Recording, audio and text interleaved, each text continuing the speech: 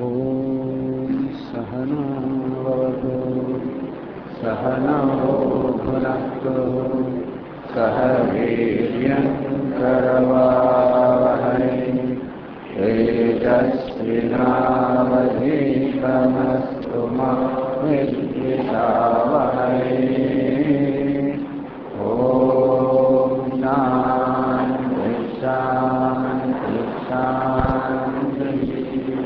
ॐ पूर्णमदः पूर्णमिदं पूर्णात् पूर्णमुदच्यते पूर्णस्य पूर्णमादाय पूर्णमेवावशिष्यते।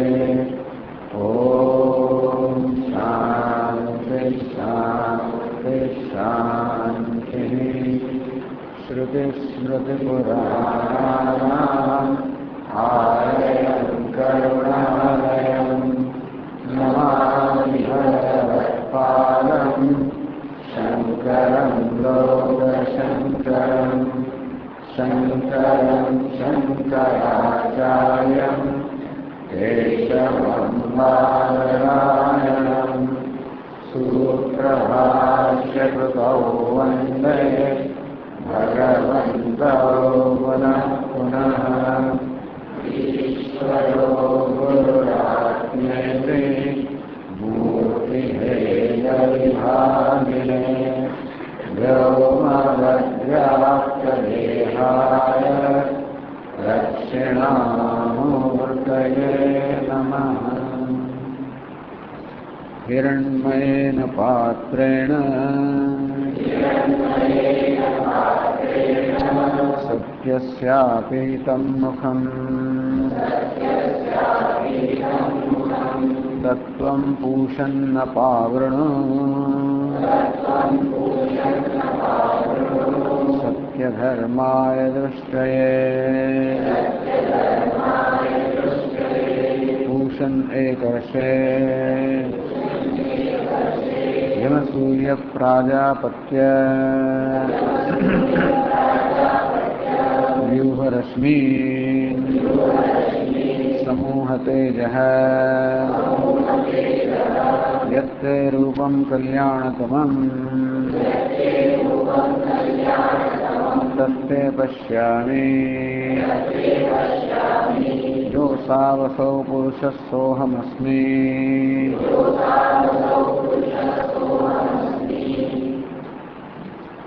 अंतकाले प्राप्त सत्यात्मानम् आत्मनः प्राप्तिद्वारं याचते। तो જે સાધકે જીવનભર શાસ્ત્રના વિવિધ કર્મો અને ઉપાસના બંનેનો સમુચ્ચયનો આદેશ કરવામાં આવ્યો એ પ્રકારે જેણે વેદ વિહિત કર્મ અને ઉપાસનાનો સમુચ્ચય કરેલો છે. નિષેકાદિ શ્મશાનાંતમ કર્મ કુર્વન કુર્વન્નેહ કર્માણિ જીજીવિષે શતમ સમા. પોતાનું સંપૂર્ણ આયુષ્ય આ પ્રકારે કર્મ કરતા કરતા પસાર કરવું જોઈએ. એ ગર્ભાધાનથી મન અંત્યેષ્ટિ સુધી જે કે બધા વિવિધ કર્મ છે બધા વળી પાછી ઉપાસનાના સમુચ્ચય સાથે જ એના પ્રમાણે કર્યું છે. જીવનભર જેણે હિરણ્ય ગર્ભની ઉપાસના કરી છે, સગુણ બ્રહ્મની ઉપાસના કરી છે અને સૂર્યને આદિત્યને પ્રતીક રૂપે ગણીને આદિત્યમાં હિરણ્ય ગર્ભનું આવાહન કરીને જેણે હિરણ્ય ગર્ભ સાથે અભેદતયા ઉપાસના કરી છે કે આદિત્ય મંડળમાં જે ચૈતન્ય છે સમષ્ટિ ચૈતન્ય એ વાસ્તવમાં આ જમણી આંખમાં રહેલો વ્યષ્ટિ ચૈતન્ય છે. બંને એક જ છે. યો સાવસો પુરુષ સોમસ્મિ. એ જે આદિત્ય મંડળમાં ચૈતન્ય છે વ્યાહૃત્યાત્મક પુરુષ છે. એ જ વાસ્તવમાં આ જમણી આંખમાં હું છું. આ પ્રકારે જીવનભર ઉપાસના કરી છે. અંતકાળ જ્યારે આવે ત્યારે હવે પોતાના ઉપાસ્ય દેવતાને આત્મ પ્રાપ્તિ દ્વારા ન્યા છે. કેવી રીતે પોતે હવે ઉપાસ્ય દેવતા સાથે હિરણ્ય ગર્ભ સાથે એક બની જાય, જે પ્રકારની ઉપાસના કરી છે એના ફળરૂપે પ્રાપ્તિ દ્વારા એને કેમ પ્રાપ્ત કરવું, કેમ એની એક થવું એના દ્વારની યાચના કરે છે. हिरण्मयेन पात्रेण सत्यस्य मुखम अपहितम। ये परमात्मा असत्यનો મુખ, અસત્ય તો હિરણ્યગર્ભ જે છે એનું મુખ અર્થાત આપનું દર્શન કરી શકતો નથી,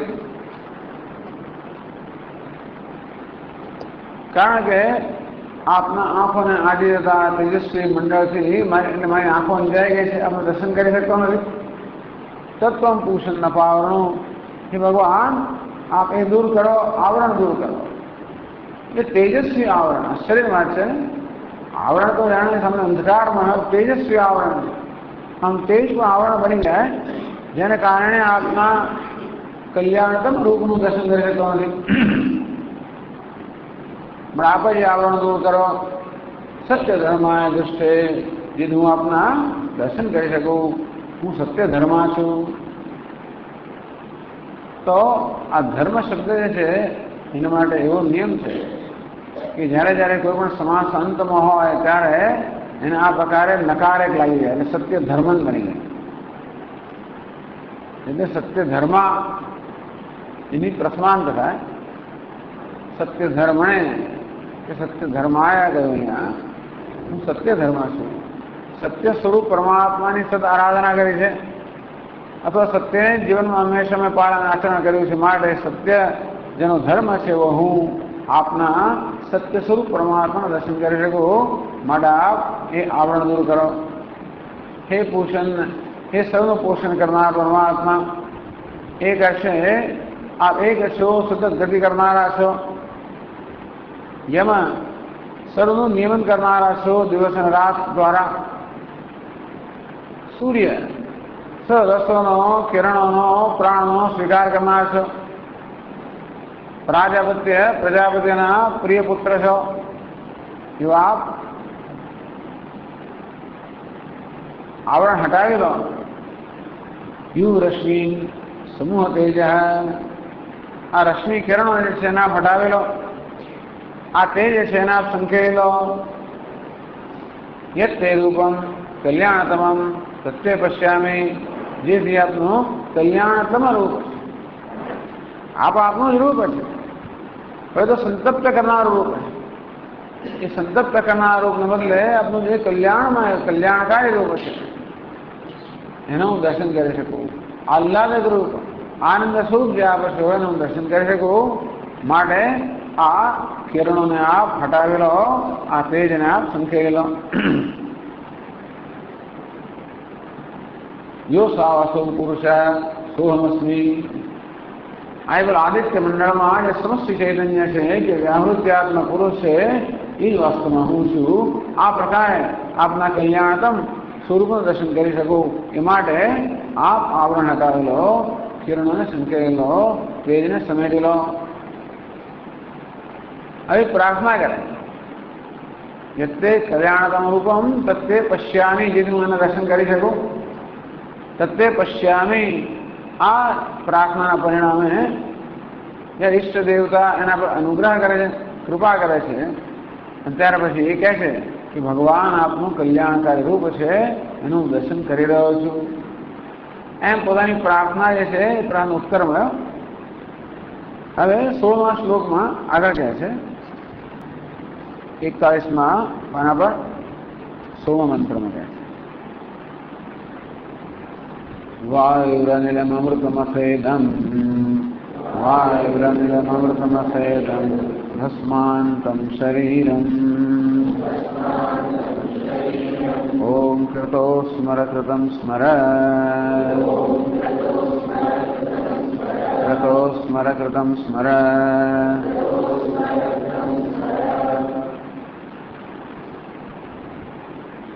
પછી પ્રાર્થના ચાલુ રાખે, પ્રાર્થના કરે, वायु अनिलम अमृतम असैदम।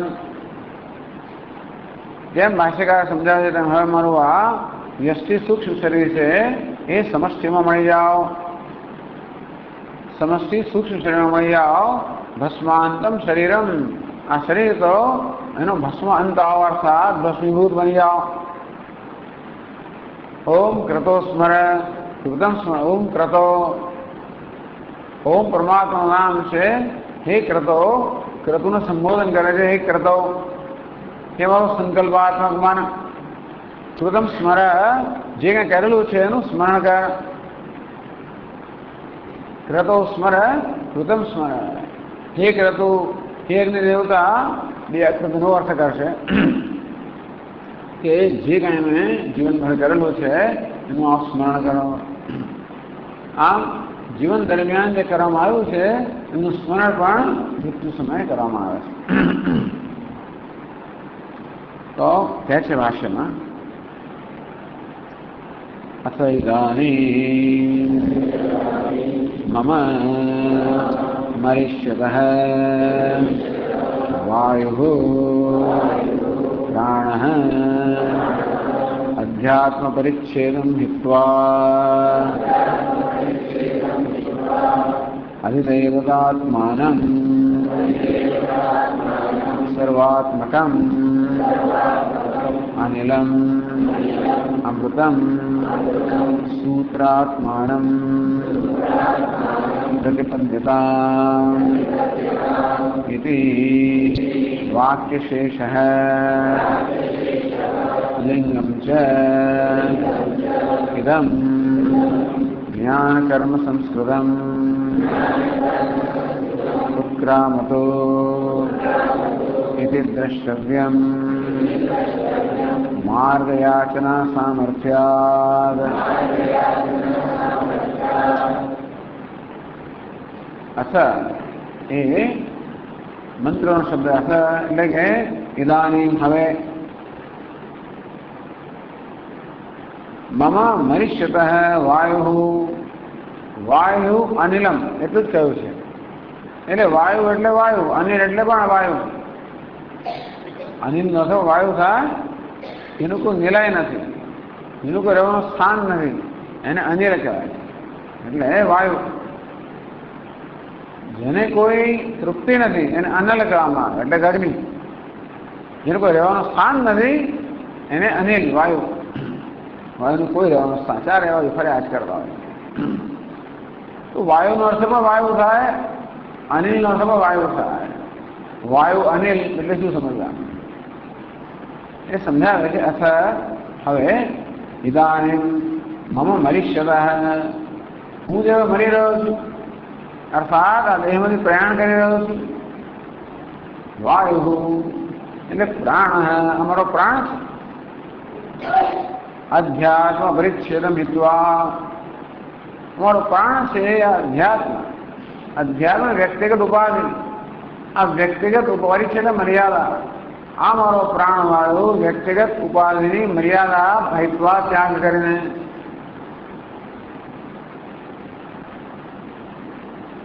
અનિલમ એટલે કહ્યું અધિદૈવતાત્માનં સર્વાત્મકમ અનિલમ અમૃતમ. અનિલ એટલે વાયુ, અનિલ માટે અમૃતમ એવું એક વિશેષણ વાપરવામાં આવ્યું. વાયુ જે અમૃત છે, અમર છે, સર્વવ્યાપી છે.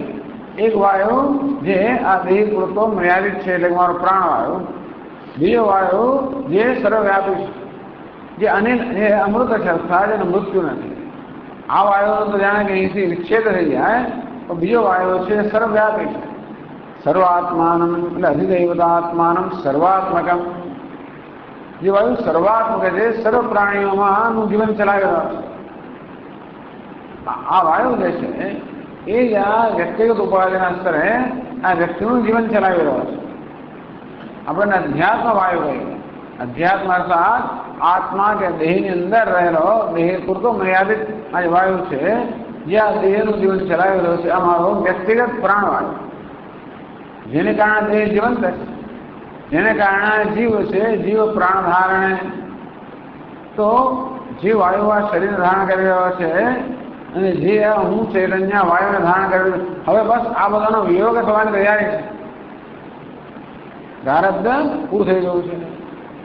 કર્મજમ તાદાત્મ્યમ, સૂક્ષ્મ શરીર અને સ્થૂળ શરીરનું તાદાત્મ્ય છે એ પ્રારબ્ધ કર્મને કારણે છે. પ્રારબ્ધ કર્મ હોય ત્યાં સુધી આ બંધનો સંયોગ ચાલુ રહે. પ્રારબ્ધ કર્મ પૂરું થાય એટલે પછી છૂટા પડે. એ સમય આવી ગયો જ મરણ. અથવા મનુષ્યતઃ, મરણનો આ પ્રકારનો જ અર્થ છે આપણે ત્યાં કે ભાઈ આ સૂક્ષ્મ શરીર છે એ સ્થૂળ શરીરથી છૂટું પડે. તો હું શું ઈચ્છું છું? હું ઈચ્છું છું કે મારો આ વ્યક્તિગત પ્રાણવાયુ છે એ અધિદૈવતાત્માનમ, એક અધ્યાત્મ, અધિદૈવ, અધિભૂત, આ ત્રણ વિભાગ તો જાણીએ છીએ. અધ્યાત્મ વ્યક્તિગત સ્તરે, અધિદૈવ દૈવિક સ્તરે, અધિભૂત ભૌતિક સ્તરે.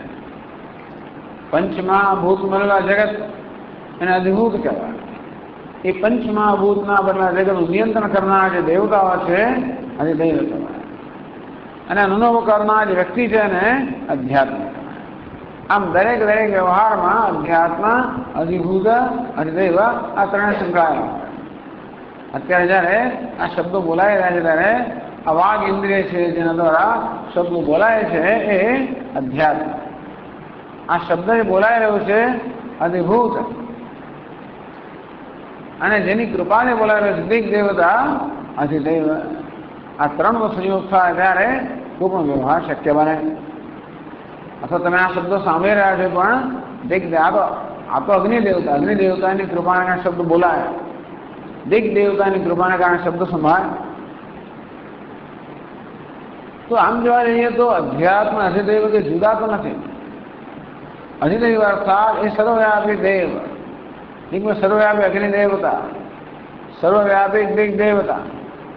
એ સર્વવ્યાપી અગ્નિ દેવતા એ વાસ્તવમાં એક અંશ રૂપે અમારી વાઘ ઇન્દ્રિયમાં નિવાસ કરતા હોય છે. અને એ સર્વવ્યાપી દિગ દેવતા એક અંશ રૂપે મારી આ કર્ણેન્દ્રિયમાં નિવાસ કરતા હોય. એ જ દેવતા છે. એ બધું ઐત્રેય ઉપનિષદ સરસ વર્ણન આવે છે. કેવી રીતે આ બધા દેવતાઓ જે સર્વવ્યાપી છે, સમષ્ટિ છે, એની ઉત્પત્તિ આ વિરાટ પુરુષના ભિન્ન ભિન્ન અંગોમાં છે. વિરાટ પુરુષના ચક્ષુમાંથી સૂર્ય દેવતાની, વિરાટ પુરુષની વાણીમાં મુખમાંથી અગ્નિ દેવતાની, વિરાટ પુરુષના કાનમાંથી દિગ દેવતા. આ દેવતાઓની કેવી રીતે ઉત્પત્તિ થઈ, પ્રાગટ્ય થયું, આવિર્ભાવ થયો, વ્યક્ત થયા. અને પછી એ સમષ્ટિ દેવતાઓ, પછી દેવતાએ ભગવાનને પ્રાર્થના, એ ભગવાન, એક તો દેવતાઓ ઉત્પન્ન કરીને ભગવાને શું કર્યું, એમને સંસાર સમુદ્રમાં ડૂબાડ્યા, ઉત્પન્ન કર્યા. એટલે ભૂખ અને તરસ લાગવા મળી, નહીતર ના લાગ્યો. અશ્નાયા, પીપાસા, જરા, મૃત્યુ, શોક, મોહ એટલે આ સંસાર. એ દેવતાઓ કે અમે ભૂખ્યા છીએ એટલે અમને હવે આહાર મળ્યો કે વ્યવસ્થા કરો. તો ભગવાન એક પછી એક દેહ ઉત્પન્ન કરવા માંડ્યા. પેલા ગાયને ઉત્પન્ન કરી તો દેવતા કે આ બરોબર નથી.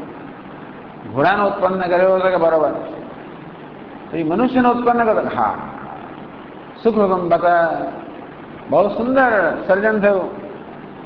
ત્યારે ભગવાન કે સારું ત્યારે દેવતાઓ તમે હવે આ દેહમાં પોતપોતાનું સ્થાન લઈ લો. તો વિરાટ પુરુષના જે સ્થાનમાંથી દેવતાઓ પ્રગટ થયેલા, ઉત્પન્ન થયેલા, એ જ સ્થાનમાં વ્યક્તિગત સ્તરે દેવતાએ પ્રવેશ કર્યો. સૂર્ય દેવતાએ ચક્ષુ દ્વારા આ નેત્રમાં એટલે કે દ્રષ્ટિમાં પ્રવેશ કર્યો. દિગ દેવતાએ કાન દ્વારા આ કર્ણેન્દ્રિયમાં પ્રવેશ કર્યો. અગ્નિ દેવતાએ મુખ દ્વારા વાણીમાં પ્રવેશ કર્યો. એમ કે બધા દેવતાએ સ્થાન લઈ લીધું. ત્યાર પછી એમના માટે ભોજન બનાવવામાં આવ્યું, એટલે અધિભૂત બનાવવામાં આવ્યું. અધ્યાત્મ અધિદૈવ ભોજન બનાવવામાં આવ્યું. એના માટે આ પંચમહાભૂતનું જગત બનાવવામાં આવ્યું. આ પ્રકારનો વ્યવહાર ચાલે છે. દેવતાઓ શરૂઆતમાં છે. જે અગ્નિ દેવતાએ મારા મુખ દ્વારા મારી વાણીમાં પ્રવેશ કર્યો છે, એ જ અગ્નિ દેવતાએ બધા જ જીવોના મુખ દ્વારા બધાની વાણીમાં પ્રવેશ કરેલો છે. એ જ અગ્નિ દેવતા. પછી કાગડો હોય તો જુદું હોય, કાવડ હોય તો જુદું હોય, કોયલ હોય તો જુદું હોય, બરાબર છે.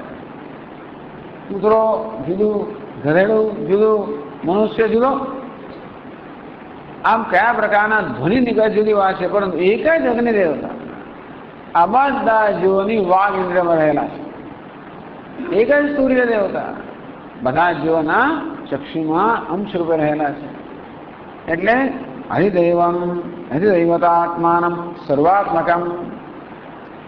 તે જ વાયુએ આ મુખ દ્વારા, નાસિકા દ્વારા પ્રાણમાં પ્રવેશ કર્યો. આ સમષ્ટિ વાયુ દેવતા એમણે વ્યષ્ટિ નાસિકા દ્વારા પ્રાણમાં પ્રવેશ કર્યો. એ સમષ્ટિ વાયુ દેવતા અત્યારે પ્રાણ અપાન વગેરે જે વ્યષ્ટિદેહની અંદર ક્રિયાઓ ચાલે એ કરી રહ્યા છે. એટલે સર્વાત્મકમ, જે સર્વાત્મ વાયુ, સર્વાત્મક વાયુ છે, સર્વના આત્માનો બી વાયુ છે, સ્વરૂપાની વાયેલો વાયુ છે, જેને આપણે સૂત્રાત્મા કહીએ. સૂત્ર એટલે બધાને જોડનાર, જે હિરણ્ય ગર્ભ પણ કહેવાય. એ હિરણ્ય ગર્ભને ક્રિયાશક્તિના દ્રષ્ટિએ સૂત્રાત્મા કહેવામાં આવે અને ઈચ્છા અને જ્ઞાન શક્તિની દ્રષ્ટિએ એને હિરણ્ય ગર્ભ કહેવામાં આવે. તો બસ અધ્યાત્મ પરિચ્છેદમ હિત્વા, જે વાયુએ સર્જન વખતે અધ્યાત્મ પરિચ્છેદ અર્થાત આ વ્યક્તિગત મર્યાદા સ્વીકારી. સમષ્ટિ વાયુએ આ વ્યષ્ટિ દેહમાં પ્રવેશ કરીને એક વ્યષ્ટિ મર્યાદા સ્વીકારી. દરેક વ્યષ્ટિ દેહમાં પ્રવેશ કરીને એ વ્યષ્ટિ મર્યાદા સ્વીકારી. મારી સાથે રહેવાનું, જ્યાં સુધી મારું પ્રારબ્ધ પૂરું ના થાય તો મારી સાથે જ રહેશે. અરે જ્યાં સુધી આ મોક્ષ ત્યાં સાથે જ રહેવાનું. પણ હવે એનો સમય આવી ગયો છે, મુક્તિનો સમય આવી ગયો છે. માટે અધ્યાત્મ પરિચ્છેદમિત્વા, આ અધ્યાત્મ અર્થાત વ્યક્તિગત ઉપાધિનો પરિચ્છેદ એટલે કે મર્યાદા છે ત્યાગ કરીને પોતાના મૂળ સ્વરૂપમાં મળી જાય. ગતા કલા પંચદશ પ્રતિષ્ઠા દેવાસુ સર્વે પ્રતિદેવતાસુ. મુંડકોપનિષદ કે બધી કલાઓ જે છે, પરમાત્મા 16 કલાનો છે, 16 કલા જીવાત્મામાં હાજર છે. એની બધી કળાઓ પરમાત્મા મળી જાય. દેવાસ સર્વે પ્રતિદેવતાસુ, આ દેવતાઓ જે પોતાના અંશ રૂપે આ વ્યષ્ટિમાં રહેલા છે એ પોતપોતાના સ્થાનમાં ચાલી જાય.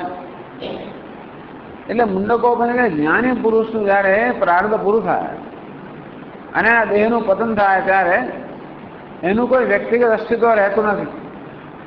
એટલે સૂક્ષ્મ શરીરના જે અવયવો છે બધા એ પોતપોતાના સ્થાનમાં જતા રહે. દેવાસ સર્વે પ્રતિદેવતાસુ, બધા દેવતાઓ અગ્નિ દેવતા અંશ છે સમષ્ટિ અગ્નિમાં મળી જાય. આ વ્યક્તિગત સૂર્ય સમષ્ટિ સૂર્યમાં મળી જાય. તો એ પ્રાણ કહે છે કે આ પ્રાણ જે છે સમષ્ટિ પ્રાણમાં મળી જાય. અનિલમ અમૃતમ સૂત્રાત્માનમ, એ હિરણ્ય ગર્ભને સૂત્રાત્મા કહેવામાં આવ્યો. ક્રિયાશક્તિની દ્રષ્ટિએ ક્રિયાશક્તિની પ્રધાનતા હોય ત્યારે સૂત્રાત્મા કહેવામાં આવ્યો. સૂત્ર અર્થાત બધાને જોડનાર, અંતર્યામી, પ્રત્યેકના અંતરમાં રહેલો હિરણ્ય ગર્ભ સર્વને જોડનાર છે, સૂત્ર છે. મયી સરમિદમ પ્રોતમ સૂત્રે મણિગણા એવા, સૂત્રમાં એમ બધા મણિ પરવાયેલા છે એમ આ સમગ્ર મારામાં પરવાયેલો છે. સૂત્રાત્મા પ્રતિપદ્યતા એની વાક્ય શેષ છે, કારણ કે પહેલી પંક્તિમાં કોઈ ક્રિયાપદ જ નથી. વાયુ રનિલમ અમૃતમ અખેદમ ભસ્માંતમ શરીરમ, એટલે શું આ વાક્ય ના બને? ક્રિયાપદ વગર કે વાક્ય પૂરું થાય? બધા શબ્દો જોડી કાઢે વાક્ય ના બને. આકાંક્ષા આવે ને કે ભાઈ શું આ વાયુ અને અનિલ એટલે શું, અમૃત શું કહેવામાં આવે છે? પ્રતિપદ્યતા, વાયુ અનિલમ અમૃતમ અથૈદમ પ્રતિપદ્યતા અથ પ્રતિપદ્યતા. હવે આ વાયુ વ્યક્તિગત જે પ્રાણ છે એ અનિલ અમૃતમ એટલે સમષ્ટિ પ્રાણમાં ને પ્રાપ્ત કરો. વ્યષ્ટિમાંથી સમષ્ટિ અવસ્થા પ્રાપ્ત કરો. એટલે ભાષ્યકારે કહ્યું આગળ, લિંગમ ચેદમ જ્ઞાન કર્મ સંસ્કૃતમ ઉત્ક્રામતુ ઇતિ દ્રષ્ટવ્યમ. વાયુરનિલમત્ય એતદ ઉપલક્ષણીકૃત્ય નિષ્કર્ષમાહ. અહીં મંત્રમાં માત્ર વાયુ શબ્દનો પ્રયોગ થયો. વાયુ એટલે પ્રાણવાયુ. આ વાયુ તો સમષ્ટિ વાયુ મળી જાય. તો એટલું જ નહીં, આ વાયુ દ્વારા વાસ્તવમાં લિંગમ સૂક્ષ્મ શરીર એનો નિર્દેશ કરવામાં આવે છે. માત્ર વાયુ જ નહીં, પરંતુ મારું વ્યક્તિગત સૂક્ષ્મ શરીર છે એ સમષ્ટિ સૂક્ષ્મ મળી જાઓ. લિંગમ છેદમ જ્ઞાન કર્મ સંસ્કૃતમ. લિંગ એટલે સૂક્ષ્મ શરીર લિંગ્યતે અનેનેતિ લિંગમ, જેના વડે કોઈ વસ્તુ જે છે જે લીનમ ગમાય એ પણ કહ્યું તો કે જે છુપાયેલી વસ્તુ છે એનો નિર્દેશ કરે. પેલામાં છે ખબર પડે આપણને. આમ પેલા ખિસ્સામાં કઈ સંતાડી દો, ખિસ્સું ફૂલી ગયું એટલે ખબર પડે લિંગ છે કે નહીં. એટલે છોકરા ઘણી વાર સમજે ને, ભલે છોકરાને સંતાન સંતાડે, જો બતાવો છે ક્યાં છે, અલા ભાઈ આ રહ્યું દેખાય છે લિંગ તારા ખિસ્સામાં.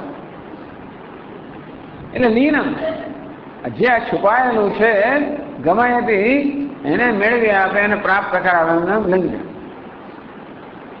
આવું સૂક્ષ્મ છે પણ લિંગ કહેવાય, કારણ કે લીનમ ગમાયતી આ પરમાત્મા જે આપણા પ્રત્યક્ષ અનુભવનો વિષય નથી એને બતાવે છે કે લિંગ શરીર જે છે સૂક્ષ્મ શરીર એ ભલે સૂક્ષ્મ પણ જળ તો છે.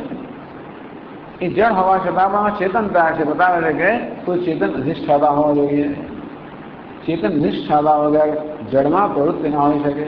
તેથી આ લિંગ શરીર આપણી 5 જ્ઞાનેન્દ્રિયો, 5 કર્મેન્દ્રિયો, 5 પ્રાણ, મન અને બુદ્ધિ, આ 17 અવયવોનો બનેલું આ સૂક્ષ્મ શરીર, એને લિંગ શરીર પણ કહેવામાં આવે છે.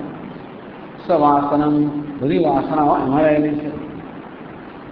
એટલે બધા ભ્રમ, બધી વાસનાઓ, બધું પુણ્ય, પાપ, બધા સંસ્કાર આપણા સૂક્ષ્મ શરીરમાં રહેલા છે. એમાં મનની પ્રધાનતા છે, અંતઃકરણની પ્રધાનતા છે. પણ આપણી 5 જ્ઞાનેન્દ્રિય પણ સૂક્ષ્મ છે, કર્મેન્દ્રિય પણ સૂક્ષ્મ છે, 5 પ્રાણ પણ સૂક્ષ્મ છે, અને મન અને બુદ્ધિનું અંતઃકરણ સૂક્ષ્મ છે. તેથી એને આ 17 અવયવનું બનેલું સૂક્ષ્મ શરીર. એટલે આખું સૂક્ષ્મ શરીર 17 તત્વો નીકળે ને બી જાય. ઉત્ક્રામંતમ સ્થિતમ વાપી ભુંજાનમ વા ગુણાન્વિતમ. ઉત્ક્રામ અહીંથી ઉત્ક્રમણ કરે, શરીરમ એવે વાપનોતી, પછી બીજું શરીર પ્રાપ્ત કરે. ત્યારે વાયુ ગંધાની વાસયાત, જેમ વાયુ પેલી ગંધને લઈ જાય તેવી રીતે આ સૂક્ષ્મ શરીર પણ એક સ્થૂળ શરીરમાંથી બીજા સ્થૂળ શરીરમાં જાય. તો હવે ભાઈ એવું નથી હોતું. તો કયા પ્રકારની યાચના છે? મેં કે બીજો આવો જન્મ લેવા માટે જીવનમાં ઉપાસના નથી કરી. મારે તો ઈષ્ટદેવ થશે એક બની ગયું છે, ઈશ્વર સાથે એક બની ગયું. લિંગમ ચેદમ જ્ઞાન કર્મ સંસ્કૃતમ. જ્ઞાન કર્મ સંસ્કૃત થયેલું, શુદ્ધ થયેલું મારું જે સૂક્ષ્મ શરીર છે. કર્મ એટલે વિવિધ કર્મને જીવનભર કરેલા છે. જ્ઞાન એટલે ઉપાસના કરેલી છે. આમ કર્મ ઉપાસના સંસ્કાર જેમાં પડેલા છે. એટલે આપણા નવા સંસ્કાર એમાં અંકિત કરે છે. જે જૂના સંસ્કાર જે છે એની પ્રબળતા ક્ષીણ થાય અને આપણે ઈચ્છીએ પ્રકારના સંસ્કાર આપણા મનમાં કે સૂક્ષ્મ અંકિત કરીએ. જેથી પેલા એ વિપરીત સંસ્કારો એ ક્ષીણ થતા છેવટે નષ્ટ થઈ જાય અને આ જે યોગ્ય સંસ્કારો છે એ બધા પ્રબળ બને. એવું કરેલું છે. આખી જિંદગીભર ઈશ્વરની આરાધના કરે છે. કર્મ ઉપાસના દ્વારા છેવટે ઈશ્વરની આરાધના જ કરવામાં આવે છે. કર્મ દ્વારા ઇન્દ્રિયોના સ્તરે આરાધના થાય, વાણીના સ્તરે થાય, મનના સ્તરે થાય, ઉપાસના દ્વારા મનના સ્તરે થાય. આ પ્રકારે કર્મ અને ઉપાસના દ્વારા જેને સતત ઈશ્વરની આરાધના કરે છે. એ આરાધનાની પાછળમાં અભેદતા, અભેદ ભાવનાથી આરાધના કરવામાં આવે છે. અંદરથી એ ઈશ્વરની સાથે અભેદના સંસ્કાર પડેલા છે. તો જે પ્રકારના સંસ્કાર હોય એ પ્રકારની ગતિ પ્રાપ્ત થાય. જમ્યમ વાપી સ્મરણ ભાવમ તેજત્યંતે કલેવરમ તમ તમે વૈદિ કૌંતેય સદા તદ ભાવ ભાવિતા. સદા તદ ભાવ ભાવિતા. જે પ્રકારની ભાવનાથી આપણું મન ભાવિત થયું હોય, જે પ્રકારની ભાવનાથી સંસ્કાર આપણું મન રંગાયેલું હોય, એ પ્રકારની ગતિ પ્રાપ્ત થાય. તો તેથી આપણે અમુક ગતિ ઈચ્છતા હોઈએ જીવનમાં, તો પ્રયત્નપૂર્વક એ પ્રકારના સંસ્કાર આપણે આપણા મનમાં અંકિત કરવા પડે. એમને ના થાય, ખાલી ઈચ્છા કરવા માત્ર જ ના થાય, પરંતુ એ પ્રકારના આપણે પ્રયત્નપૂર્વક એવા સંસ્કાર, એવા વલણ ઊભું કરવું જોઈએ જેથી જૂની વાસનાઓ છે એ બધી ક્ષીણ થતી જાય અને નવી ઈચ્છની વાસનાઓ જે છે એ અંકિત થાય. કારણ કે આપણું જીવન વાસના પર જ રચાય. વાસના એટલે સ્વભાવ, પ્રકૃતિ, અમુક પ્રકારની પ્રકૃતિ, અમુક પ્રકારની ટેવ લઈને આપણે આવેલા છે પૂર્વ કર્મને કારણે, અને આ જન્મ કર્મ દ્વારા વળી પાછા આપણે ઉમેરો કરતા હોઈએ. એ મોટે ભાગે એ વાસનાઓ જ આપણા જીવનનું સંચાલન કરતી હોય. પછી આપણે વેદાંતનું શ્રવણ કરીએ, સાવધાન બનીએ કે નહીં, આમ નહીં, એટલે પેલી વાસનાઓને કારણે આપણા મનમાં તરત અમુક વસ્તુ કરવાને એક આવેગ આવી જાય. આમ પછી રોકી રાખો. શક્નોતિ હોય યશોડું પ્રાક શરે મોક્ષણાત કામ ક્રોધોદ્ભવન વેગમ. આ કામ ક્રોધ વેગ આવે તો પણ રોકી રાખો. એટલે મારી પૂર્વ વાસનાને કારણે આ પ્રકારના આવેગો આવે, અથવા તો મારી વાસનાઓ મને અમુક રીતે કર્મ કરવા પ્રેરે, એ કરવા મને યોજે. ક્યારેક તો વાસના પ્રબળ હોય, કર્મ કરવા મને લાચાર બનાવી કરે. અને તે વખતે સાવધાનીપૂર્વક જ્યારે હું જે પ્રકારનું યોગ્ય વર્તન જે કરવામાં જ આગ્રહ રાખું, અને તેથી જ્યારે જ્યારે પણ મૂલ્ય પર આધારિત છે આવી ઈશ્વરની આરાધના અને આરાધિત કર્મ કરું ત્યારે એ પ્રકારનો સંસ્કાર પડે. પણ છતાં પેલા જૂના સંસ્કાર એટલા પ્રબળ હોય છે કે નવા સંસ્કારો જલ્દી કામ નથી કરતા. પાણીમાં આપણે લખીએ તો કેવું તરત વહી જાય, એવું વહી જતો. વધારે પ્રયત્ન કરે રેતીમાં લખીએ તો થોડો વખત પવન બે બજતો, એથી વધારે પથ્થર પર અંકિત કરીએ ત્યારે એવી રીતે આપણે અંકિત કરવા પડે. વારંવાર અભ્યાસ અભ્યાસ યોગયુક્તેન ચેતસા નાન્યગામ્યા પરમં પુરુષમ યાદિપાસા, એ વસ્તુ નહીં કામ આવે. અભ્યાસ યોગયુક્તેન સતત અભ્યાસ ચેતસા નાન્યગામ્યા, એનું ચિત્ત અન્યત્ર જતું જ નથી, પોતાના ધ્યેય વિષયમાં જ ચિત્ત જાય છે. પરમં પુરુષમ દિવ્યમ વ્યાધિપાર્થામ ચિંતયન, અને મરણ સમયે આ દિવ્ય પુરુષનું ચિંતન કરતા કરતા એને પ્રાપ્ત કરે છે. ભગવાને એ વાત કરી, એનું જે વર્ણન છે આમાંથી આવ્યું કે એમાં જે હોય, પણ એટલે એ વાત સંક્ષેપમાં કહેવામાં આવે. પ્રયાણ કાલે મનસા ચલેન ભક્ત્યાયુક્તો યોગ બલેન ચૈવ ભ્રોર મધ્યે પ્રાણમાવેશ સમ્યક સતત પરમ પુરુષમુપૈ દિવ્યમ. પ્રયાણ કાલે મનસા અચલેન, પ્રયાણ કાલે અચલ મન હોવું તો બહુ અશક્ય વસ્તુ છે, પરંતુ જીવન દરમિયાન આ પ્રકારની સંસ્કાર ઉત્પન્ન કર્યા હોય તો શાસ્ત્ર કહે છે કે પ્રયાણ કાલે પણ આપણું ચિત્ત એ પ્રકારના સંસ્કારમાં સ્થિર રહી શકે. એટલો પુરુષાર્થ છે કે પ્રયાણ કાલે પણ ચિત્ત પોતાને ઈચ્છવું છે, પોતાને ચાહે પણ નહીં વિચાર, પરંતુ હું ઈચ્છું એ પ્રકારનો વિચાર કરે, એ પ્રકારની ભાવના કરે, એ વડે અથાગ પ્રયત્ન કરે. પ્રયાણ કાલે મનસા અચલેન, એટલે અભ્યાસ યોગયુક્તેન ચેતસા નાન્યગામિના અભ્યાસ, સતત પોતાના ઈષ્ટ દેવતામાં મનને કેન્દ્રિત કરવાનો અભ્યાસ. એટલો અભ્યાસ કર્યો છે કે ભાઈ ચિત્ત બીજે જતું જ નથી. તો જ ભાઈ પ્રયાણ સમયે પણ ચિત્ત જે છે એ પ્રકારે સ્થિર રહે. બીજું પ્રયાણ સમયે તો એટલી બધી જ્ઞાન, એટલો સંઘર્ષ ચાલતો હોય, એટલું ઘમસાણ ચાલતું હોય. પેલો વાયુદેવ આમ જવા માંગે ને અગ્નિ તો પેલી વાત જવા માંગે ને વાણી એમાં જતું બધું ઘમસાણ ચાલે. મૃત્યુ કે સામાન્ય વસ્તુ નથી. આવા ઘમસાણની અંદર પણ ચિત્ત પોતાના જે વિષય વળગી રહે એ માટે તો કેટલો બધો એને પ્રયત્ન કર્યો છે, એટલે કેટલી શક્તિ પ્રાપ્ત કરી છે. ત્યારે આ બધા ખેંચતાણ કરનારા પરિબળો વચ્ચે પણ સ્થિર અડગ રહી શકે. આમ જીવીએ છીએ ત્યારે પણ અડગ રહેવાની આપણી એવી જાતની આવો અભ્યાસ હોય. જરા જરા વારમાં આપણે વિક્ષિપ્ત થઈએ, જરા જરા વાર થઈ જાય, અડગ રહેતા જન્મ થઈ જાય, તેમ તેમ એ ધમસાણો અડગ રહેવાની ધીમે ધીમે ક્ષમતા પ્રાપ્ત કરે. એ વસ્તુ અહીંયા છે. તો અમૃતમ સૂત્રાત્માનમ પ્રતિપદ્યતામ यदि वाक्यशेष लिंगम चेदम ज्ञान कर्म संस्कृतम उत्क्रामतो આ જ્ઞાન અને કર્મ કર્મ ઉપાસના સંસ્કારવાળું મારું સૂક્ષ્મ શરીર છે એ પણ ઉત્ક્રમણ કરે, એની પ્રયાણ કરે. એથી દ્રષ્ટવ્ય એટલે કે આનો અર્થ આવો કરવો જોઈએ. શંકરાચાર્ય મહારાજ કહે છે કે આ મંત્રમાં જે શબ્દોનો પ્રયોગ થયો છે એમાં તો માત્ર આ વાયુ અને અમૃત અને એટલું જ કહેવામાં આવ્યું કે પ્રતિપદ્યતા આમ આપણે ઉમેરવું જોઈએ કે મારા વ્યક્તિગત વાયુ જે પ્રાણવાયુ છે એ સમષ્ટિ વાયુ મળી જાવ. તો માત્ર વાયુ જ વાયુ મળી જાવ નહીં, આ વાયુ તો સૂક્ષ્મ એક અંશ છે.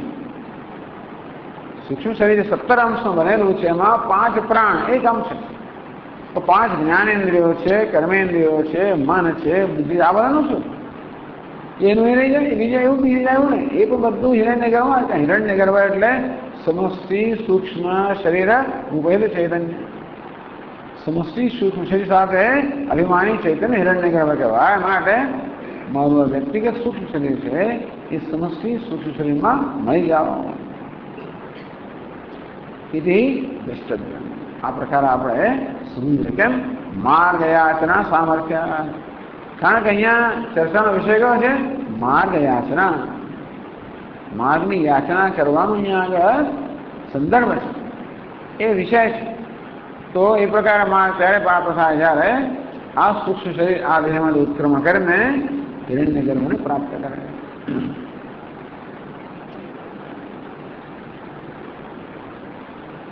પછી આગળ સૂક્ષ્મ શરીરની શું ગતિ થાય પોતે જ કહે છે કે મારે આવી ગતિ જોઈએ છે. મારું સૂક્ષ્મ શરીર ઈશ્વરના સમષ્ટિ સૂક્ષ્મ શરીરમાં મળી જાય. આ સ્થૂળ શરીરનું શું થાય એ કહે છે. અથૈદમ શરીરમ અગ્નૌહુતમ ભસ્માંતમ ભૂયાદ. ભસ્માંતકમ શરીરમ ભસ્માંતમ શરીરમ ભૂયાત એ ક્રિયા બધું અમારું છે. ઇદમ શરીરમ ભસ્માંતમ ભૂયાત. અને હવે પછી આ જે શરીર છે ઇદમ શરીર સ્થૂલ શરીરમ સૂક્ષ્મ શરીર વાત થઈ ગઈ એટલે હવે કહે છે પછી આ શરીરનો અર્થ સ્થૂળ શરીર કરવાનો. આ જે સ્થૂળ શરીર છે અગ્નૌહુતમ જેની આહુતિ અગ્નિને આપવામાં આવવાની છે. હવે ત્યાં સુધો કરતો નહીં, હજી તો પોતાના ઘરમાં જ કરે છે, હજી અગ્નિમાં પ્રવેશ થયો નથી. પણ હવે છેલ્લી આહુતિ અગ્નિ દેવતાને આપવામાં આવશે. જીવનભર જેણે વિહિત કર્મ કર્યા, વેદમાં જેનું વિધાન કરવામાં આવ્યું એ કર્મ જીવન જેણે કર્યા કે વૈદિક કર્મમાં તો કંઈ આહુતિ આપવાની હોય. અગ્નિહોત્રાદ જે વૈદિક કર્મ છે એમાં પ્રાતઃકાળમાં સાયંકાળે આહુતિ આપવાની હોય. આમ જીવનભર જેણે દેવતાને આહુતિ આપે એવા સંસ્કાર પડી ગયા. તમે હું ના કરો તમને બહુ પછી આમ ખોટ લાગે. તો મરતી વખતે મને થવું જોઈએ એટલે આ છેલ્લી આહુતિ અપાય.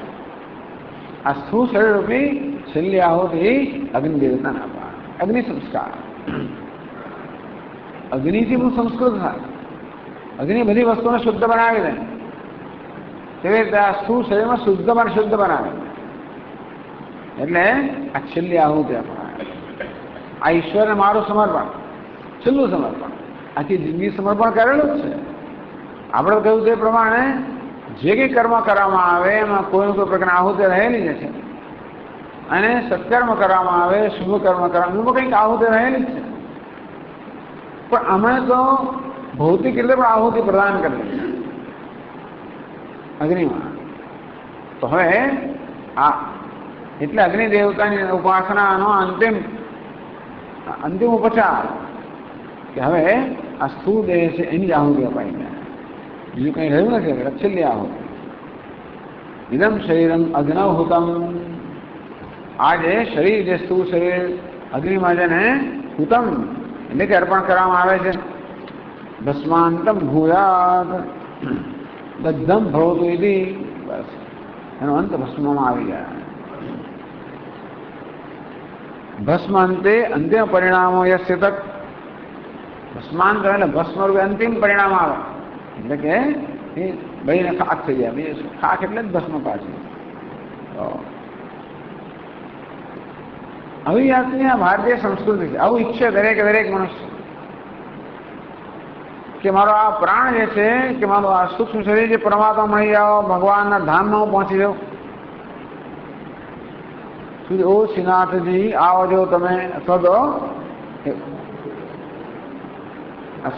લઈ જાજે તારા ધામમાં, લઈ જાજે તારા ધામમાં, ભગવાન તારા ધામમાં લે. આ પ્રકારની ઉપાસના. તો ભગવાન ક્યારે ધામમાં લઈ જાય? જીવ એ જ પ્રકારની કહેવામાં આવે.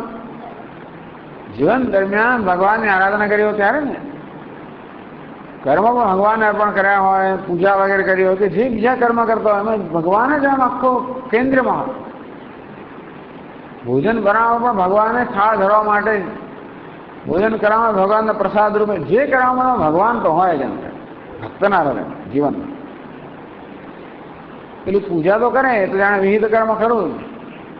ભગવાનનું જપ પણ કરે, પાઠ પણ કરે, ધ્યાન પણ કરે. તો ઉપરાંત બધા દિવસના જે કર્મો છે પણ ભગવાનને આ કેન્દ્રમાં રાખીને જ કરે. એટલે પછી છેલ્લે ભગવાન પહેલા સતત પ્રાર્થના થયેલી જ છે.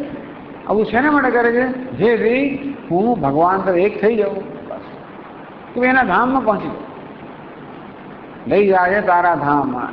જે પ્રકારે કયા પ્રકારની આપણે મુક્તિ ઈચ્છીએ છીએ?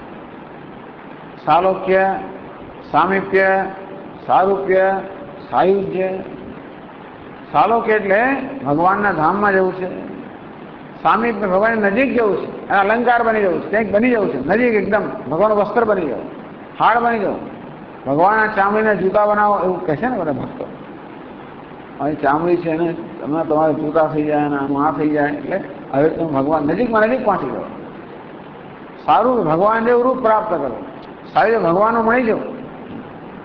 અહીં સાયુજ્યની વાત છે, ભગવાનમાં મળી જવાની વાત. વેદાંતિન સાયુજ્ય કરતા ઐક્યની વાત કરતા. આ સાયુજ્ય અર્થાત ઈશ્વરમાં મળી જવું એટલે શું? કે ઈશ્વર સમષ્ટિ છે, હું વ્યષ્ટિ છું. અંશ પેલા સમષ્ટિમાં મળી જાય, એ મળી જવાની પ્રક્રિયા છે. આ પણ છે આપણા શાસ્ત્રમાં, એવું નહીં. એમ મીરાબાઈ ભગવાન મળી એવું કહેવાય ને. ઘણી બધી કથાઓ છે, ઘણા ભક્તોને આ પ્રકારની કથાઓ છે કે ભક્તો પોતે ઈષ્ટ દેવતાઓ મળી ગયા. હવે કે ભૌતિક શરીર પર મળી જાય કે નહીં તો તદ્દન જુદી જ કક્ષાની વાત છે. છતાંય પણ ભસ્માંતમ શરીરમ, આ શરીર તો ભસ્મીભૂત થઈ જાય, કારણ કે અપવિત્ર ગણવામાં આવે છે. એને કંઈ ભગવાન પાસે લઈ ના જવાય, જે હોય પણ એને અપવિત્ર ગણવાય. ભસ્મીભૂત એટલે સંસ્કૃત થાય. પછી એને નદીમાં એમને માને નદીમાં પધરાવવું ના, પછી તો સંસ્કૃત થયા પછી પેલા જે ફૂલ વગેરે હોય એને આપણે અસ્થિને પધરાવી, બરાબર. ચાલો જે હશે કે પણ આ પ્રકારે ભક્ત સતત ભગવાનની આ પ્રકારની આરાધના કરતો જ આવે છે. ભગવાન લઈ જાય તારા ધામમાં લઈ જજે, કે હું તારામાં મળી જવું, એક થઈ જવું, તારો સેવક બનવું, જે ઈચ્છા હોય. મુક્તિ માગે જન્મો જન્મ અવતાર, હંમેશા તારા નિત્ય સેવા, કીર્તન, ઓત્સવ, દર્શન કરતો રહો, તારો સેવક બની જાય. જે માંગ્યો એ મળે. મારું માગ્યું આપો મહારાજ, લડી કરો વિનતી વગેરે. તો ભક્તો લોકો માંગવામાં કે ચિંતા કંઈ કોઈ સંકોચ નથી. ભક્તને આ બધી વ્યવસ્થા છે. વેદાંત લોકો ઐક્ય મુશ્કેલી પડે. સાયુજ્યની ઐક્ય, વેદાંત શાસ્ત્ર ઐક્યની માંગણી છે. કોઈ પ્રકારનો સાયુજ્ય એટલે કે સંબંધ કેવો ને, અંશ અને અંશી. એક આંગળી અને આ સમગ્ર શરીર એવો સંબંધ કે નહીં. અંશી પણ નહીં, શેષી પણ નહીં, ગુનું એક જ છે. જો સાહસો પુરુષ સોહમસ્મી, આજે પરમાત્મા એ જ હું છું. અહીં જે કહેવામાં આવે એ ભાવના જે કહેવામાં આવે. ઉપાસના ભક્તિમાં એટલે ઉપાસનામાં ભાવના છે, જ્યારે જ્ઞાનમાં દર્શન છે. એટલો ફેર છે. એ ભાવના કરેલી છે. તો હવે બસ મારું અસ્તિત્વ રહેવું ના જોઈએ. આ શરીર ભસ્મીભૂત થઈ જાય એનું અસ્તિત્વ ના રહેવું જોઈએ. આ સૂક્ષ્મ શરીર સમષ્ટિમાં એનું અસ્તિત્વ ના રહેવું જોઈએ. કશાકનું અસ્તિત્વ રહીએ તો વળી પાછું જન્મ થાય, કંઈ અસ્તિત્વ ના રહેવું. અમારી છેલ્લી આહુતિ અપાઈ જાય એટલે અગ્નિ સંસ્કાર કરવાનો ની પાછળની આ ભાવના છે. એટલા માટે સંન્યાસીની આહુતિ સામે ન અપાય. એને સંન્યાસી કહેવાય જેણે બધા કર્મનો ત્યાગ કર્યો, એટલે બધા વિહિત નિત્ય નૈમિતિક કર્મનો પણ ત્યાગ કર્યો, એટલે અગ્નિનો ત્યાગ કર્યો ટૂંકમાં. નિરગ્નિ ચાક્રિય નિરગ્નિ કહેવામાં આવ્યો, અગ્નિનો ત્યાગ કર્યો. બંને પ્રકારના અગ્નિનો ત્યાગ થયો. અગ્નિહોત્ર અગ્નિનો ત્યાગ થયો, રસોડાના અગ્નિનો ત્યાગ થયો, અગ્નિનો ત્યાગ. યુવાને કારણે કોઈ આહુતિ આપતો નથી, મારે કોઈ આહુતિ આપવાની રહેતી પણ નથી, બધી આહુતિ અપાઈ ગઈ. અને તેથી હવે આ સંન્યાસીના દેહને આપણે અગ્નિમાં ના એને આહુતિ ના આપીએ, કારણ કે એની સાથેનો સંબંધ તો કપાઈ ગયો છે અથવા એનાથી પર થઈ ગયો છે. માને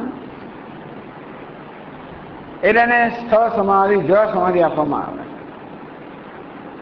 જળ સમાધિ કે સ્થળ સમાધિ આપવામાં આવે એવું છે. ક્યાં અગ્નિ સંસ્કાર કરતો ખબર ને, પણ સામાન્ય રીતે ન થાય, નથી કરતા. એ બાળક છે એને પણ અગ્નિ સંસ્કાર ના કરે, હજી એ સંસ્કૃત થયું નથી. આપણે એને યજ્ઞોપવિત આપીએ, ઉપરને સંસ્કાર કરીએ, સંસ્કૃત થયું ત્યાર પછી બરોબર છે, ત્યાર પછી પણ હશે હું માનું છું. તો બાળક નાનું છે ને ત્યારે એના અગ્નિ સંસ્કાર નહીં, ત્યારે પણ એને સ્થળ સમાધિ આપતા છે. આવું બધું છે. એટલે કેમ સંન્યાસનું નામ કરે વગેરે એની પાછળનો હેતુ આવો છે. અને સ્વામી મહારાજ કેમ પ્રમાણે હિન્દુ લોકો બહુ પ્રેક્ટિકલ જ છે, અને દાટીને બધા આખી જમીનો રોકી લેવાની કરતા પતી ગયું થયું શું બાત કયું છે નહીં, એમ કુછ નહીં હે. આત્મા રહ્યો, આપણે માનતા આત્મા એટલે એમાં કોઈ જીવાત્મા રહ્યો નથી. પેલા લોકો એમ માને કે જેમાં રહી ગયો છે, ભગવાન જયારે આવશે ત્યારે ઉભો થશે, બધા કવ ઉભા થશે. એટલે માન્યતાઓમાં પણ કશીક તો અક્કલ હોવી જોઈએ, આપણે ઉભા હશે. આ માન્યતાની પાસે માન્યતા આવે એ શું, શ્રદ્ધાનો સવાલ છે આ તો બધો. પણ આ તો કઈ આવું નહીં, આ તો ગયું પતી ગયો ચાલો, આમાં રહ્યું નથી. એટલે ભસ્મીભૂયા આ દેહ હવે ભસ્મીભૂત થઈ જાય, જેથી મારું કોઈ વ્યક્તિગત અસ્તિત્વ ના રહે, અને તેથી મારે ફરી કોઈ દેહમાં જન્મ ના લેવો પડે. પછી બીજી પંક્તિ સમજાવે છે, ઓમિતિ યથોપાસનમ ઓમ પ્રતીકાત્મકત્વાદ સત્યાત્મકમ અજ્ઞાખ્યમ બ્રહ્મ અભેદેન ઉચ્યતે. ઓમ કૃતો સ્મર કૃતમ સ્મર કૃતો સ્મર કૃતમ સ્મર. તો બીજી પંક્તિમાં ઓમનું ઉચ્ચારણ કરવામાં આવે. ઓમ ઇતિ યથોપાસનમ, જે પ્રકારની ઉપાસના કરવામાં આવી છે. ઓમ ખમ બ્રહ્મેતિ શ્રુત્યા ઓમકાર આલંબને ખમ બ્રહ્મેતિ દૃષ્ટિ વિધાનાદ તથા ઉપાસને સત્ય બ્રહ્મણ ઓમ પ્રતીક સત્ય બ્રહ્મણ ઓમ પ્રતીકત્વાત સત્યમ બ્રહ્મ પ્રતીક અભેદેન ઓમ ઇતિ સંબોધ્યતે. ઓમ એમ કહીને પરમાત્માને સંબોધન કરવામાં આવે. ઓમ પરમાત્માનું નામ છે, અત્યંત પ્રિય નામ છે. ભગવાન બહુ નામ બહુ છે બધા, હરિ કે 1000 નામ, લાખ નામ, રામ કે કૃષ્ણ કે કરોડ નામ, તો બધામાં પ્રિય નામ કયું ઓમ. તો એ પ્રકારે નામ સંબોધવામાં આવે, જેથી ભગવાન આપણે અભિમુખતા સાથ આપણે તરફ આપણું જરા આપણે તરફ ધ્યાન આપે, પૂરું ધ્યાન દોરા આપણે જેમ સંબોધન કરે નામ છે. એમાં પણ અંદર જે ખાસ ના હોય, અંદર જાણી એને તો તરત એની નજર પડે. ઘણી વાર એકથી વધારે વ્યક્તિને એકનું એક નામ એટલે આપણે કદાચ એમ બીજાને બોલાવવું, તો પેલું ખાસ નામ હોય ઘરમાં ચિંટુ જેને બોલાવવા આવો તો જ્યાં ચિંટુ છે કે ના હોય, બટ્ટુ બંટુ જાત જાતના નામ હોય છે બધા ઘરની. બંટુ નામ બીજા કોઈ ના હોય, બંટુ એમ કે તરત આપણી સામે એમ ભગવાનના પ્રિયના ઓમ. અને શાસ્ત્રમાં ઓમ ખમ બ્રહ્મ એવી શ્રુત્યા ઓંકારાલંબન. તો શાસ્ત્રમાં ઓમકારનું આલંબન લઈને ઈશ્વરની ઉપાસના કરવાનું કહેવામાં આવ્યું છે. ખમ બ્રહ્મ એવી દ્રષ્ટિ વિધાના. આ ખમ એટલે સગુણ બ્રહ્મ જે છે એનો આરોપ ઓમકાર પર કરવામાં આવે છે. સત્ય બ્રહ્મણ ઓમ પ્રતિગત્વાદ. આમ સત્ય બ્રહ્મ હિરણ્યગર્ભ જેની ઉપાસનાનો પ્રસંગ છે, ઓમ એનું પ્રતિક છે, નામ પણ છે અને પ્રતિક પણ છે. તો પ્રતિકનો અર્થ એવો થયો કે આપણે એના પર ભાવના કરીએ. જેમ કે આપણી સામે નાનકડા ઠાકોરજીની પ્રતિમા હોય, એના પર આપણે ભગવાનની ભાવના કરીએ. સમક્ષ નાનું લિંગ હોય, એમાં ભગવાન શિવજીની ભાવના કરીએ. એને પ્રતિક કહેવાય. જ્યારે નિકૃષ્ટ વસ્તુની ઉત્કૃષ્ટ વસ્તુ આરોપ, નાનકડી વસ્તુમાં મહાન વસ્તુનો આરોપ કરીએ. આટલું નાનકડું લિંગ હોય, એમાં સર્વવ્યાપી નિરાકાર સર્વવ્યાપી પરમાત્માનો આરોપ કરે. આટલે નાનો પેલા ઠાકોરજી હોય, એમાં ભગવાનનો આરોપ, કૃષ્ણ ભગવાનનો આરોપ કરી વગેરે. તો ઓમકારમાં સગુણ બ્રહ્મનો હિરણ્યગર્ભનો આરોપ કરવામાં આવે. એટલે પછી શું છે કે પ્રતિક તો આપણા મનમાં રાખીએ તો હે પણ ખરો, બાકી પ્રતિક મનમાં ચાલે. ઉપાસના કે ધ્યાન કરતી વખતે શરૂઆતમાં આપણે એ રૂપ છે એનું ધ્યાન કરીએ, એ દ્વારા પછી સમષ્ટિ પરમાત્માનું ધ્યાન કરીએ. પેલું રૂપ જતું અને સમષ્ટિ પરમાત્મા છે મનમાં સ્થાપિત થાય. એની પેલી કડી બની ગઈ, ભગવાન સાથે જોડી આપનારી કડી. એ પ્રતિક છે આપણને ભગવાન સાથે જોડી આપનારી કડી. પ્રતિકમાં ભગવાનની ભાવના કરતા એને જ ભગવાન માનવો એ પણ ખરું, શું પણ થાય. આ જ ભગવાન છે. આ નાનકડા લાલા ઠાકોરજી જ ભગવાન છે. એ પ્રકારની ઉપાસના આપણે જે ઘરમાં પૂજા કરીએ એમાં આ પ્રકારની પૂજા છે, એ જ ભગવાન છે. એ પ્રકારે ભગવાનની આરાધના કરવામાં આવે. પછી કોઈ એવું પણ કરે કે ધ્યાન કરવા માટે પહેલા ભગવાનના સ્વરૂપનું ધ્યાન કરે, એ દ્વારા પછી ભગવાન જેવા જે પ્રકારનું ધ્યાન કરે. બોલો પ્રતિક ઉપાસના. આપણે પહેલા પ્રતિકના ધ્યાન દ્વારા ઈષ્ટ દેવતાનું ધ્યાન, પ્રતિકમાં ઈષ્ટ દેવતાની આ ભાવના પ્રકટ. તો આ પ્રકારે ઓમના ઉચ્ચારણ દ્વારા એ મનમાં સત્ય પરમાત્માની હિરણ્યગર્ભની, સત્ય બ્રહ્મની હિરણ્યગર્ભની ભાવના કરતો. આ રીતે એની ઉપાસનામાં, એના ધ્યાનમાં સર્વે ઓમકારનો પ્રયોગ કરેલો છે ભગવાનનું ધ્યાન કરવા. ઓમ ઇત્યેકાક્ષરમ બ્રહ્મ વ્યાહરન મામનુસ્મરન યત પ્રયાતિ ત્યજન દેહમ સયાતિ પરમામ ગતિ. ભગવાન કહે છે કે ઓમ મારું નામ પ્રવક્ષ્યામિ.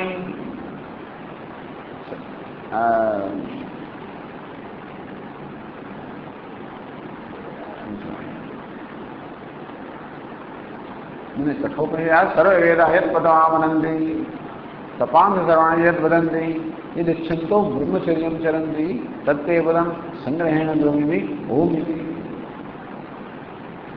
તો આ પ્રકારે ઓમકાર ભગવાનનું નામ છે. એટલે ભગવાન કે ઓમ એ પ્રકારનું ઉચ્ચારણ કરતા કરતા અને મારું સ્મરણ કરતા કરતા જ્યાં દેહમાંથી પ્રયાણ કરે એ પરમ ગતિ અર્થાત બ્રહ્મલોકને પ્રાપ્ત કરે. આ બ્રહ્મલોકની પ્રાપ્તિની વાત છે. 8મા અધ્યાયમાં ભગવદ્ ગીતાના 8મા અધ્યાયમાં મુખ્યત્વે વાત કરવામાં એની આ વાત છે. ઓમ ઇતિ યથોપાસનમ જે પ્રકારે ઉપાસના કરવામાં આવે છે જીવન દરમિયાન ઓમ એ આલંબન દ્વારા સત્ય બ્રહ્મની પોતાના ઈષ્ટ દેવતાની ઉપાસના કરવામાં આવે છે. ઓમ પર આવી રીતે આપણે ઈષ્ટ દેવતાની ભાવના કરવામાં આવે છે. ટૂંકમાં આપણા મનમાં ભાવના જાળવી રાખવા માટે આ પ્રતિક આપણને એક આલંબન આપણને મદદરૂપ થાય. સીધેથી ભાવના ના કરી શકતા હોઈએ તો આવી મદદ લઈને ભાવના કરીએ. સીધું ભગવાન કૃષ્ણના આપણે ધ્યાન ના કરતા હોય એ કરી શકીએ તો આ પ્રતીકના આપણે ઉપયોગ કરીને ભગવાનનું ધ્યાન કરીએ. તે રીતે ઓમકાર પ્રતીક છે એ દ્વારા સત્ય બ્રહ્મની, હિરણ્ય ગર્ભની, સગુણ બ્રહ્મની ભાવના કરવામાં આવે છે. યથા ઉપાસ જે પ્રકારે ઉપાસના કરવામાં આવે એને અનુરૂપ ઓમ પ્રતિકાત્મક સત્યાત્મક અગ્ન્યાખ્યમ બ્રહ્મ. પછી અગ્નિ પણ આવે પાછું. અગ્ન્યાખ્યમ બ્રહ્મ, અગ્નિરૂપી બ્રહ્મ. અગ્નિમાં પણ વિરાટ પુરુષ કે હિરણ્ય ગર્ભનું આવાહન કરવામાં આવે. તો અગ્નિ જેનું નામ છે એવું સગુણ બ્રહ્મ જે સત્ય સ્વરૂપ છે, ઓમકાર જેનો પ્રતીક છે, તે ઓમકારની પ્રતીક દ્વારા જેની ભાવના કે આરાધના કરવામાં આવે છે એને એ ઉચ્ચાર કરીને એ પરમાત્માને સંબોધન કરે. સત્યમ બ્રહ્મૈવ પ્રતીક અભેદેન ઓમ વિધિ સંબોધ્યતે. એ સત્ય બ્રહ્મ છે પ્રતીક અભેદેન ઓમકાર સાથેના અભેદથી એ સત્ય બ્રહ્મને સંબોધન કરાવે.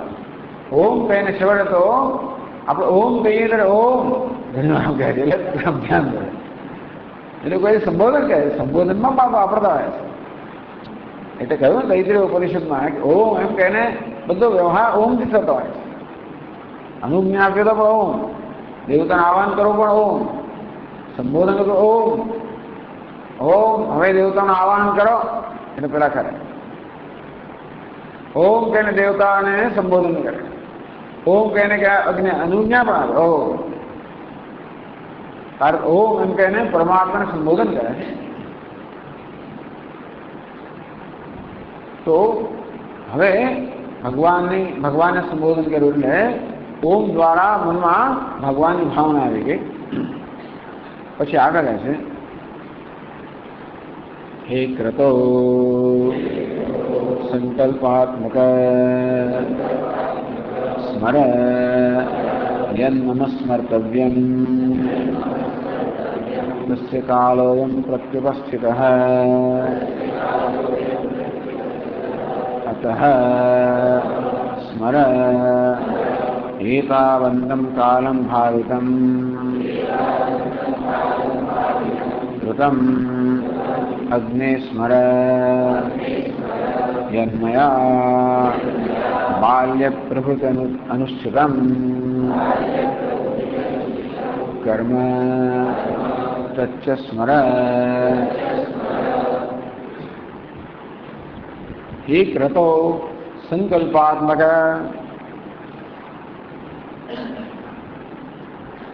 क्रतौ तदेव सत्यं ब्रह्म संकल्पेन चिरं विषयीकरणात् निगीर्णमिव सत् तत् अभिन्नात्मताम् इव आपन्नं तदात्मना संबोध्यते. तदेव सत्यं ब्रह्म संबोध्यते. एक क्रतो એ क्रतु શબ્દની સંબોધન છે. તો હે ક્રતો એટલે ખરે ક્રતુ એટલે સંકલ્પ, ક્રતુ એટલે કર્મ, અને કર્મ કરતા પહેલા સંકલ્પ થતો હોય છે અને સંકલ્પ મનમાં થતો હોય છે. એટલે ક્રતો એમ કહીને પોતાના સંકલ્પાત્મક મનને સંબોધન કરે છે. તો પહેલા આપણે સંકલ્પ કરીએ ને મોહપાત સમસ્ત દૂરદક્ષય દ્વારા શ્રી પરમેશ્વર પ્રીત્યર્થ વગેરે સંકલ્પ કરીએ એને સંકલ્પ કહેવાય. જેથી આ કર્મ કરી પાસે શું ઈરાદો છે આપણે જાહેર કરીએ છીએ. આ કર્મનું શું ફળ ઈચ્છ્યું છે આપણે જાહેર કરીએ છીએ. એટલે ભગવાનને ખબર પડે કે આને શું આપવું, શું કરવું જોઈએ છે, આપણે શું જોઈએ છે જાહેર કરીએ સંકલ્પ દ્વારા. એટલે દરેક કર્મની પાસે સંકલ્પ હોય જ છે. કદાચ આપણે સ્પષ્ટતાથી ના કરીએ તો પણ દરેક કર્મ પાસે કોઈક સંકલ્પ ઈચ્છા હોય એની પ્રેરણે કર્મ થતો હોય. આખી દુનિયા સંકલ્પમાંથી સર્જાય છે. સંકલ્પ બી બધું ચાલે છે. આમ પ્રત્યેક કર્મ પાસે કોનો કોઈ સંકલ્પ હોય છે. યશ સર્વે સમારંભા કામ સંકલ્પ વર્જિતા. સંકલ્પમાંથી કામના જન્મે, કામનામાંથી કર્મ જન્મે. એટલે આ સતત જ્યારે કર્મ કર્યું, ઉપાસના કરી ત્યારે સંકલ્પ થયેલો જ છે. એટલે સંકલ્પ જેમાં થાય છે એ મનને પણ અહીંયા કરતો કહેવામાં આવ્યું. હે કરતો, હે મારો મન, હે સંકલ્પાત્મક સંકલ્પ એનો આત્મા છે, સંકલ્પ એનું સ્વરૂપ છે એવું હે મન. સંકલ્પ વિકલ્પ કરનારું મન છે એવું મનની વ્યાખ્યા કરવામાં આવે. સંકલ્પ વિકલ્પાત્મકા અંતઃકરણ વૃત્તિ મન. માણસ એટલે સંકલ્પ વિકલ્પ કરવાનો એનો સ્વભાવ છે એવી વૃત્તિ. હે સંકલ્પાત્મક મન, તો સંકલ્પ એનું સ્વરૂપ એવું મન. સ્મર, તું સ્મરણ કર. હે ક્રતો, ક્રતો સ્મરણ. હે ક્રતો સ્મરણ. હે ક્રતો, હે મન, તું સ્મરણ કર. શું સ્મરણ કર? યન મમ સ્મર્તવ્યમ તસ્ય કાલયમ પ્રત્યુપસ્થિત. હે મન, હવે એનું સ્મરણ કરવાનું છે, એનો આ સમય હવે આવી લાગ્યો છે, સમય ઉપસ્થિત થયો છે. એટલે જે સ્મરણ કરવા યોગ્ય એનું સ્મરણ કર. કારણ કે યા અંતે મતિ સા ગતિ. અંતકાળે જે પ્રકારની મતિ હોય એ પ્રકારની ગતિ પ્રાપ્ત થાય. પણ હે મન, જે પ્રકારની ગતિની સતતને ભાવના કે સંકલ્પ કરેલો છે એ પ્રકારની ગતિ કે સંકલ્પ હવે તું કર. જન્મ સ્મર્તવ્યમ તસ્ય કાળમ પ્રત્યુપસ્થિત. એનું સ્મરણ કરવાનું છે, એનું કાળ ઉપસ્થિત થયો છે. અતઃ સ્મર, તેથી હવે સ્મરણ કર. એતાવન્નમ કાલમ ભાવિતમ કૃતમ સ્મર. ક્રતો સ્મર, કૃતમ સ્મર. એતાવન્નમ કાલમ ભાવિતમ. અત્યાર સુધી આ બધા સમય સુધી જેની ભાવના કરવામાં આવે છે, સદા તદભાવ ભાવિત હૈ. સદા જેની ભાવના કરવામાં આવે છે, કૃતમ સ્મર. તો આ રીતે પોતાના મનને જે ભાવના જીવન દરમિયાન જણાવવામાં આવી છે એ ભાવનાને વળી પાછું મનમાં સ્મરણ કરવાનો, ઉપસ્થિત કરવા માટે સંબોધન કરે છે. એટલે ક્રતો સ્મર, કૃતમ સ્મર. ક્રતો સ્મર, કૃતમ સ્મર. તો બીજી વાર નહીં જાય. તો પહેલા ક્રતોનો અર્થ કર્યો મન, બીજા ક્રતોનો અર્થ કરે છે અગ્નિ. એટલે કૃતમ અગ્નિ સ્મર. હે અગ્નિ, તું સ્મરણ કર. અગ્નિ સ્મર. આમ રેડિતસ્ય ક્રતો સ્મર, કૃતમ સ્મર. તસ્ય અર્થમાં અગ્નિ સ્મર ઇત્યાદિના યજ્ઞાદિ પૂજિત અગ્નિ એવ ક્રતોથી સંબોધિત. આ બીજો ક્રતો છે ને એ દ્વારા યજ્ઞાદિ પૂજિત, યજ્ઞ વગેરેની જેની પૂજા કરવામાં આવે છે એ અગ્નિને સંબોધન કરે છે. એટલે અગ્નિ દેવતા સાથે પણ આ બધા લોકોનો બહુ નજીકનો સંબંધ છે, ગાઢ સંબંધ છે. આ વૈદિક સંદર્ભમાં વાત કરવામાં આવે છે કે જેણે અગ્નિહોત્રાદિ કર્મ કર્યું છે પણ અગ્નિને સતત જાળવી રાખ્યો છે ને, એ નિયમ છે કે અગ્નિ ક્યારે પણ ઉલવાઈ ના જવું, કે જાળવી રાખવું જોઈએ. એટલે 24 કલાક અને અંગારા જાળવી રાખવામાં આવે હોય. સવાર પડે એટલે પછી આહુતિનો સમય થાય એટલે અંગારામાં દોડી પાછો આજે આહુની છે, એમાં આહુતિમાં દક્ષિણાગ્નિ છે, એની દોડી પાછી આહુતિ આપવા માટે અગ્નિ પ્રજ્વલિત કરવો પડે. આહુતિ આ પ્રકારે રોજ થાય સવાર સાંજ. એટલે એક પ્રકારનો આપણે આત્મીયતા બંધાય ને, રોજ જે કરતા હોય અને પાછું એનું સ્મરણ પણ થતું હોય. કારણ કે એને જાળવી રાખો, ભાઈ ઉલવાઈ ગયું કે શું થઈ શું. પેલો લાલો નાનો હોય તો આખો દડો ચિંતા કરવી પડે. એને ઠંડી લાગે, પંખો ચલાવવાનો, ગરમી લાગે તો સગડી મૂકવાનો, ભૂખ્યો થયો હશે, ઊંઘી જવું હશે, આમ પેલું નાનું બાળક હોય કેવું સતત થયા કરે કે ગર્ભીની સ્ત્રી ગર્ભનું તો સતત ચિંતન કરતી હોય. એવી રીતે અથવા તો જે પૂજક હોય એ કેવી રીતે પોતાના ભગવાન ઈષ્ટદેવ સતત ચિંતન કરતા હોય, તેમ આપણે સતત અગ્નિનું ચિંતન કર્યા જ કરતા હોય. એટલે આત્મીયતા બંધાય. એટલે હવે એને સંબોધન કરે છે, ભાઈ આપણો હંમેશા સંબંધ રહેલો છે, તું બધા કર્મો સાક્ષી રહેલો છે. માટે યજ્ઞાની પૂજિત અગ્નિ એવ સંબોધ્ય. એ ક્રતો, બીજો ક્રતો છે એમાં એ અગ્નિને સંબોધિત કરે છે.